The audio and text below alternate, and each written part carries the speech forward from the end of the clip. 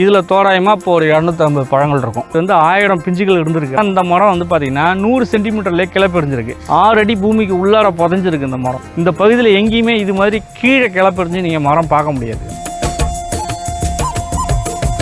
எங்கள் இப்போலாம் வந்து கிட்டத்தட்ட 250 வருஷம் மரம் அது. அந்த ஒரு மரமே கிட்டத்தட்ட எங்களுக்கு ஒரு 40,000 காய்ப்பு காய்க்குது.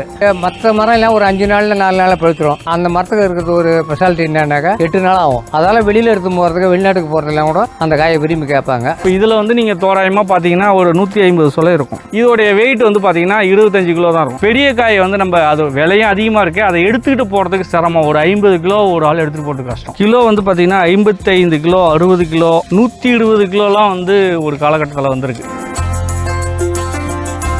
ஒரு காய்க்கு வந்து 250 ரூபா இன்றைக்கி மார்க்கெட்னா 250 ரூபா தான். அது வந்து 30 கிலோவாக இருக்கலாம், 35 கிலோவாக இருக்கலாம், 40 கிலோவாக இருக்கலாம். அந்த காயோட கிலோவை பேஸ் பண்ணி கிடையாது, காயை பேஸ் பண்ணி தாங்க. இப்போ வந்து 1000 காய்ச்சிங்கிறது நாங்கள் வந்து 1000 பிஞ்சு விடும். அந்த மரத்தில் வந்து நாங்கள் வந்து ஒரு 250 விட்டு மீதெல்லாம் கட் பண்ணிவிடுவோம். அது வந்து ஒரு 15 நாள் பிஞ்சிலேருந்து 90 நாள் பிஞ்சு காய் வரைக்கும் எல்லாமே சமையலுக்கு உதவும். பிஞ்சு வந்து பொடிமா செய்கிறதுக்கு உதவும். அடுத்தது வந்து ஒரு 1/4 பங்கு காய் பிரியாணி செய்கிறதுக்கு உதவும். 3/4 பங்கு காய் சொலை, மற்ற வந்து கொத்தி பொரியல் பண்ணுறதுக்கு உதவும். அதுக்கு மேற்பட்ட காய் வந்து வெறும் சொலையை எடுத்து பொரியல் பண்ணலாம். அதுக்கு 90 நாள் காய் வந்து வெட்டி பழுக்க வச்சு பழமாக சாப்பிட்லாம். எங்கள் இப்போலாம் வந்து கிட்டத்தட்ட 250 வருஷம் மரம் அது. அது வந்து எங்களுக்கு வாழ்வாதாரத்தை தூக்கி கொடுக்குது, நல்ல பலன் கொடுக்குது. அந்த ஒரு மரமே கிட்டத்தட்ட எங்களுக்கு ஒரு 40,000 காய்ப்பு காய்க்குது. இப்போ அதே வந்து அந்த மற்ற மரம் எல்லாம் ஒரு 5 நாளில் 4 நாளில் பழுத்துரும். அந்த அந்த மரத்துக்கு இருக்கிறது ஒரு ஸ்பெஷாலிட்டி என்னன்னாக்கா 8 நாள் ஆகும். அதால் வெளியில் எடுத்து போகிறதுக்கு வெளிநாட்டுக்கு போகிறதுலாம் கூட அந்த காயை விரும்பி கேட்பாங்க. அது கூடுமான வரைக்கும் 5 கிலோவிலேருந்து 15 கிலோவில் தான் வரும். ஃபுல்லாக சொலையாக இருக்கும், நல்லா குண்டு விட்டு சொலையாக இருக்கும், அருமையாக இருக்கும், சாப்பிட்றதுக்கு நல்லாயிருக்கும், இனிமையாக இருக்கும், சமையலுக்கும் ரொம்ப உகந்தது. இந்த மரத்தோடைய வரலாறு வந்து மிகப்பெரிய வரலாறு.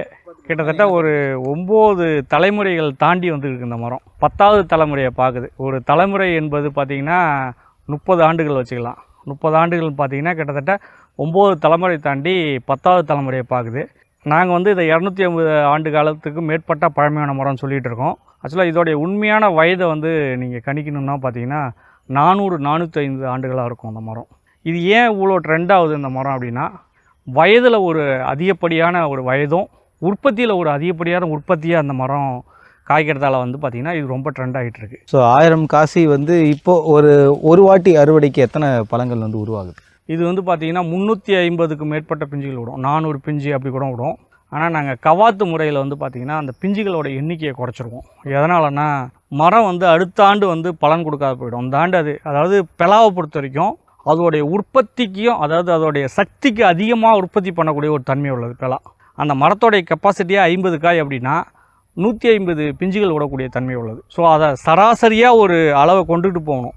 அப்படி நம்ம கொண்டுகிட்டு போகல, அது விட்டுருக்கு இந்த தடவை 450 பிஞ்சுகள் விட்டுருக்கு, நம்ம விட்டுட்டோன்னா என்ன அடுத்த வருஷம் 10 பிஞ்சு தான் விடும்.